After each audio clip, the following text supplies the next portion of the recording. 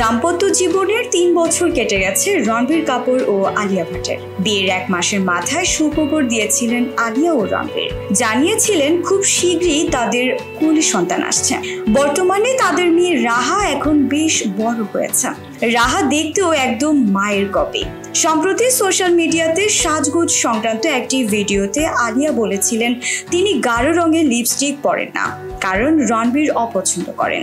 যদি কখনো গাঢ় রঙের লিপস্টিক পরা হয় এবং তা যদি রণবীর দেখে তখন মুছে নিতে বলেন আমাকে। এরপরেই তা সোশ্যাল মিডিয়াগুলোতে ঘুরতে থাকে।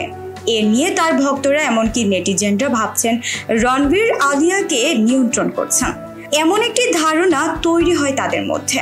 এ নিয়ে আলিয়ার সপক্ষে যুক্তি দিয়ে জানিয়েছিলেন রণবীর মোটেই নিয়ন্ত্রণ করেন না তাকে, বরং স্বামীর সঙ্গে থাকাকালীনই নিজেকে সবচেয়ে বেশি খাঁটি মনে হয় তার।